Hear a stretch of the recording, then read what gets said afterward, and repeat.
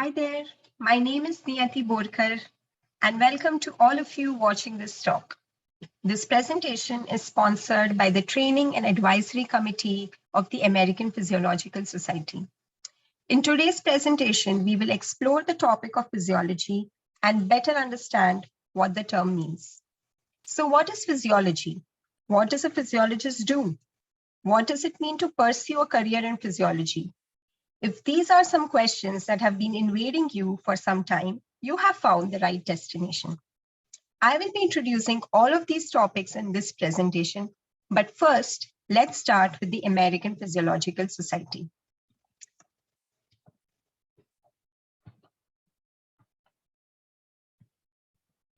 The American Physiological Society is a non-profit organization of physiologists who perform research as well as teach the subject matter physiology. It started in 1887, and the APS publishes new research in physiology in its journals, has education programs and materials for teachers and students, gives awards to researchers and students, and holds meetings of physiologists. Founded over 130 years ago, the mission of this society is to enhance scientific discovery to understand health and life. The APS is a very collaborative and engaging community with opportunities for all kinds of professionals, such as teachers, students, scientists, maybe you, and even me. A little about me. I am Niyati Borkar, and I am a physiologist. I became interested in becoming a scientist when I started my undergraduate study in pharmacy in India. My family is also from Mumbai, India. I went to college and studied my master's in pharmacy as well, and then did a small stint as a pharmacovigilance trainer for Boehringer Ingelheim, which is a German-based company. Soon after, I came to the United States of America to pursue my doctorate in pharmacy at the North Dakota State University and have been smitten by lung physiology ever since. I love reading fiction and dancing and at times hiking. I'm a huge nerd and I'm often found guilty of spending my weekends in the magical world of my laboratory. I'm here today as a graduate student ambassador representative for the American Physiological Society. In brief, the Graduate Student Ambassador Program was launched in 2015 by the Trainee Advisory Committee, or the TSC, and the APS Council. This program is intended to encourage graduate students to serve as liaisons between local undergraduate institutions and share APS programs, resources, and the importance of what is physiology and the various careers that exist in physiology. The fellowship is awarded annually to 5 graduate students who are members of the APS and enrolled in a doctoral program. The awardees serve a 2-year term, and the GSA program provides travel support, including meeting registration and travel expense reimbursement for 2 years to attend the experimental biology or the EB meeting. GSAs also conduct visits at their local institutions, presenting the importance of involvement in professional societies, promoting APS programs and awards, encouraging involvement in APS chapters and meetings, particularly to underrepresented minorities, and share information about professional skill training courses and mentor the incoming GSA cohort. So let's talk about my research. My research focus is on kisspeptins in asthma. It was first discovered in a small laboratory in Hershey, Pennsylvania, famous for the chocolate Kisses.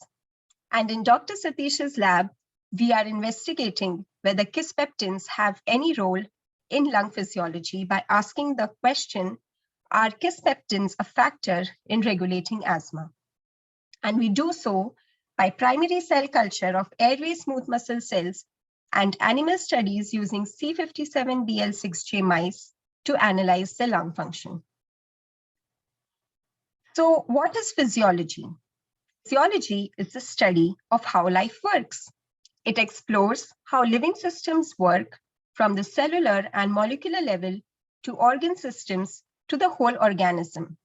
It describes how the organism responds to physical activities and to the environment around it, whether in the vacuum of space or the depths of the ocean.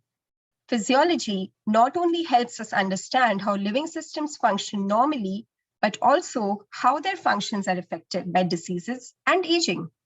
Physiological function can be explored not only on the tissue, organ, and systems level, but within cells as well. Physiology allows us to explore how the genome or the DNA translates into function not only on the cellular level, but even to the whole organism. So who are physiologists and what do they study?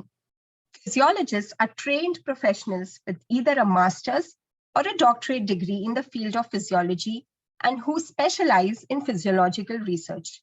They study numerous fields under physiology, ranging from cardiovascular, cellular, central nervous system, endocrinology, metabolism, respiration, gastrointestinal, liver, neurophysiology, as well as water and electrolyte homeostasis and much more.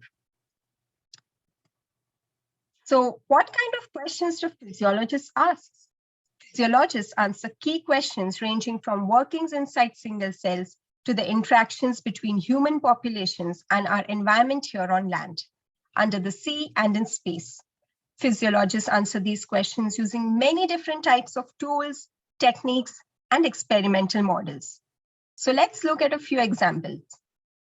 In example 1, some physiologists explore how mutations in genes affect cellular, organ, and bodily function in health and disease.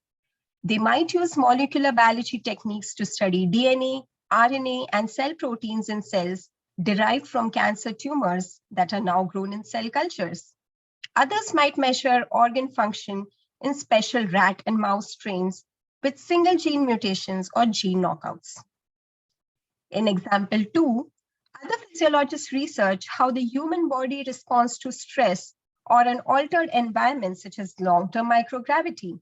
These physiologists may examine whether exercise can decrease the loss of calcium from the bones that typically occurs when a person is exposed to microgravity in space. They might measure bone density with a special X-ray machine before and after space flight, both in astronauts who exercised on a specially designed treadmill while in space and in those who did not exercise. In example 3, physicians have learned that some persons with diabetes have depressed heart pump function. Physiologists explore how this happens. One way of doing this is to use heart cells isolated from normal rats and rats with diabetes.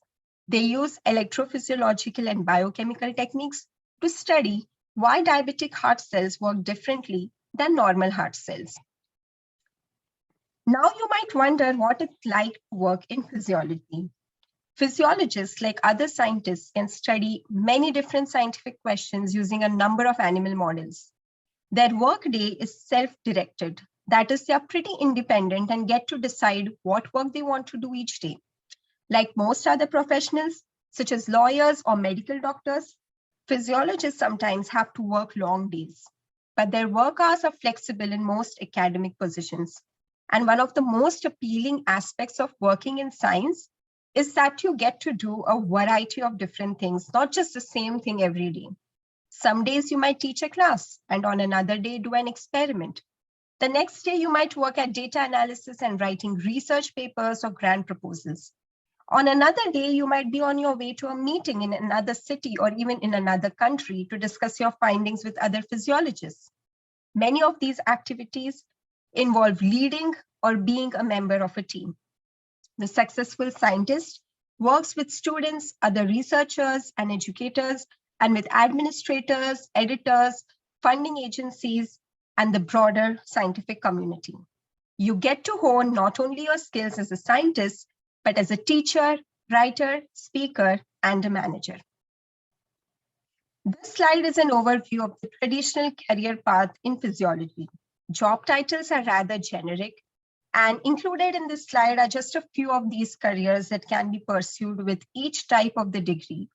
But there is a wide range of career options with a physiological degree. At the bachelor level, you can work as a lab technician in the biotech industry, or perhaps at a nonprofit organization such as the APS. With a master's, a good opportunity might be to work as a clinical scientist or in the government. And with a PhD, you can either become a professor or become an industrial scientist, or might even pursue more academic training in terms of a postdoctoral degree. As you may remember from physiologists heard about earlier, there are many different places a physiologist can work. Colleges, universities, medical and dental schools, drug or biotech companies, and government agencies or labs. Some physiologists only do research, others only teach. Most physiologists do both. What if you're not sure that physiology is what you want to do throughout your career? One of the wonderful things about training in science is that it keeps open many doors to other careers and opens new doors you may not have previously considered. An understanding of the scientific process and a specific knowledge of physiology, or any other biological science for that matter, are valued in many different careers because scientific training emphasizes A, creativity and analytical thinking skills which are needed to solve problems. They also facilitate mathematical concepts and their applications, example, data analysis and statistics that can be applied in many other different fields. You will also have well-developed skills in oral and written communication of ideas and data, and an in-depth understanding of the biological, chemical, and physical principles that underlie life processes. Scientists, including physiologists, have found it super easy to develop their careers in fields such as law, business, management and administration, policy, especially science policy, and scientific and medical writing. You can also find a keen interest in working for nonprofit organizations such as the APS or in any other administrative positions. So what kind of salaries do physiologists make? Salary is, of course, related to education, the type of work you do, and where you do it. For bachelor's or master's degree, you might expect one of these as a salary. As a PhD, you can expect a stipend, and as a faculty, the salary may vary based on experience and the institution. Also, there are many resources available online to find out more about the salaries in the other jobs I mentioned. So far, you perhaps have an idea about a particular physiology career, but how can one prepare for such a career? First, take relevant science courses. Be ready for graduate coursework. Also, practice your writing and speaking skills. Get research experience in a lab, for example, the APS Summer Research Fellowship. Talk to scientists in fields that you find interesting, perhaps a certain disease model or a physiological aspect you are interested to explore. Try to attend a virtual scientific meeting if possible. And present your research at virtual seminars, meetings, or even at virtual national conferences, or stay hybrid if it is safe to do so. So how to get more involved in the APS and become a member of the APS?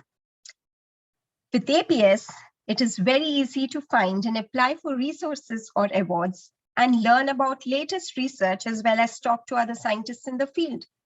To learn more about the APS and to contribute, as well as be a part of this vibrant organization, I encourage you to look us up on www.physiology.org and the membership page for more information.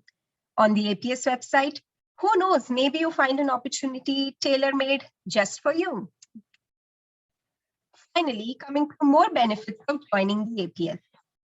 You can find a long list of research awards and fellowships available on the APS website. For example, the Undergraduate Summer Research Fellowship is a great opportunity for undergrads keen to pursue a career in physiology. Or the Potter Fellowship, which provides a handsome stipend to graduate students from underrepresented ethnic or racial groups to help encourage their research. The Barbara A. Horwitz and the John M. Horwitz Undergraduate Research Awards is another great choice for students who are just starting to get a taste of research. Overall, the variety of future possibilities in physiology is exciting and vast. Just remember, regardless of the path you choose to pursue, you're not alone, as physiology is a vast area of research containing scientists from all walks of life who are seeking to make meaningful impact in health research through a greater understanding of living systems and how the body works. Thanks for watching.